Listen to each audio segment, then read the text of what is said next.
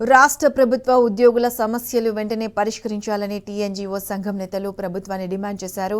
July 2023 నుండి అమలు అయ్యేలా 51 ఫిట్మెంట్తో పీఆర్సీ ప్రకటించాలని టీఎన్జీఓ రాష్ట్ర అధ్యక్షుడు మారం జగదీశ్వర్, ప్రధాన కార్యదర్శి ఎస్ఎం హుసేనీ ముబిజిబ్ డిమాండ్ చేశారు. పెండింగ్ డీఏలను మంజూరు చేయడంతో పాటు బకాయిలను నగదు రూపంలో చెల్లించాలని తీర్మానించారు. సిపిఎస్ రద్దు చేసి పాత పెన్షన్ విధానాన్ని అమలు చేయాలన్నారు. వివిధ కారణాలతో ప్రభుత్వ శాఖల్లో సస్పెండ్ అయిన ఉద్యోగులను నిబంధనల మేరకు విధుల్లోకి తీసుకోవాలని డిమాండ్ చేశారు. మొత్తం 9 తీర్మానాలు చేసి ఏకగ్రీవంగా తీర్మానించారు. మారం జగదీశ్వర్ అధ్యక్షతన ముజీబ్ నేతృత్వంలో హైదరాబాద్లోని కేంద్ర సంఘం భవనంలో జరిగిన ఈ సమావేశంలో అన్ని జిల్లా సంఘాల అధ్యక్ష కార్యదర్శులు, ఉద్యోగులు పాల్గొన్నారు. చిన్న సమస్యలు ఉన్నాయి, ప్రభుత్వం దృష్టికి తీసుకెళ్లాం. దాదాపు 8,000 నుంచి 9,000 పెండింగ్ బిల్స్ ఉన్నాయి. ఆ బిల్స్ కూడా మేము కొట్టుబడినప్పుడు మొన్న జేఏసీలో సమావేశమై ఒక ఆలోచన ప్రకటించగానే అన్ని సమస్యలు పరిష్కరిస్తున్నారు. ఈ పథకాలన్నీ తీసుకొని ఎక్కువ పథకాలు ఇవ్వడం వల్ల ఇలా ఇబ్బందికరంగా మారడం. మరి ఎవరైనా చూసిరంటే మన ఉద్యోగులే ఆపుతున్నారు. ఇలా మన మా ఉద్యోగులు చిన్న జీతం వచ్చారు, మన వాళ్ళ జీతం మంచుకుంటేనే వాళ్ళ ఇంటి కుటుంబం మంచుకుంటేనే వాళ్ళకి ఇలా ప్రభుత్వం దగ్గర ఎక్కువ పని చేయవలసి వస్తుంది. మాకు ఉచితం అవసరం లేదు, మా కాంట్రిబ్యూషన్ ఉంటుంది, మీ కాంట్రిబ్యూషన్ మా కాంట్రిబ్యూషన్ ఇద్దరు కలిసి ఇలా ప్రభుత్వం వైద్యం ఇవ్వాల్సిన బాధ్యత ఇలా ప్రభుత్వాలపై ఉన్నది.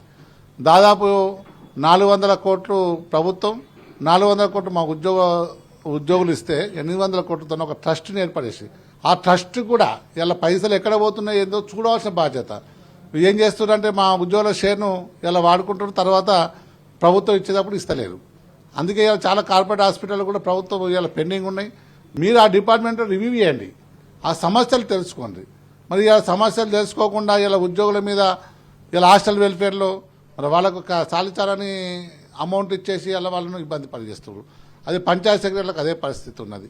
ఇది ఎన్నికల హామీ లెక్కనే మా సిపిఎస్ ఉంది.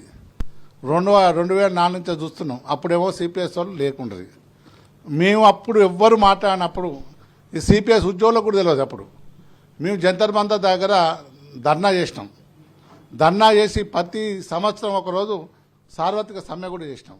రాష్ట్ర ప్రభుత్వ ఉద్యోగులు ఏ డిపార్ట్మెంట్లో అయినా ఏమైనా తప్పులు చేస్తుంటే ఖచ్చితంగా వాళ్ళని శిక్షించండి. కానీ జీవోలు ఉన్నాయి, ఆ జీవోలు చూడాలి, రాజ్యాంగం చూసి చేయాలి. మరి ముఖ్యంగా మార్కెటింగ్ కమిటీ ఉద్యోగుల పైన మా జిల్లా అధ్యక్షులని కనీసం చూడకుండా, దానిపైన విచారించకుండా, ప్రైమరీ ఎంక్వైరీ చేయకుండా సస్పెండ్ చేసి 5 నెలలు అయినప్పటికీ కనీసం ఎంక్వైరీ చేయకపోవడం, రిజిస్ట్రేషన్ డిపార్ట్మెంట్లో దాదాపు 12 మందిని సస్పెండ్ వివిధ కారణాలతో చేసి suspension is not a punishment అని చెప్పి రాజ్యాంగంలోనే ఉంది. అయినప్పటికీ కూడా తెలుసుకొని కూడా అధికారులు కనీసం ఆలోచన విధానాన్ని, కనీసం ఉన్న రూల్స్ రెగ్యులేషన్స్ చూద్దామన్న ఓపిక, సహనం లేదు. మీరు వాస్తవ పరిస్థితులు తెలుసుకునే ప్రయత్నం చేయండి, సహనాన్ని తెచ్చుకునే ప్రయత్నం చేయండి. మీరు ఒకవేళ మీకే సహనం లేకుంటే మరి మాకు సహనం ఏడికెళ్ళి ఉంటుంది? ప్రభుత్వం మళ్ళీ మా పైన సౌతితల ప్రేమ చూపించే ఈ ప్రయత్నం మంచిది కాదు. ఇప్పుడు ఖచ్చితంగా రాష్ట్ర అధ్యక్షుల సమావేశం ద్వారా అనేక సమావేశాలలో చెప్పడం జరిగింది.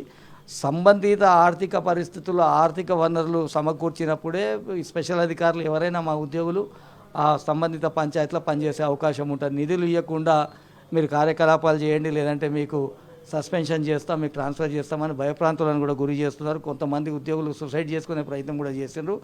వారికి కూడా భరోసా కల్పిస్తున్నాం. సంబంధిత మంత్రిని కూడా రేపు ఎల్లుండి కలిసి ఆల్రెడీ ఆ ప్రిన్సిపల్ సెక్రటరీ గారికి వినతి పత్రం ఇచ్చినాం, వారు స్పందించిండ్రు.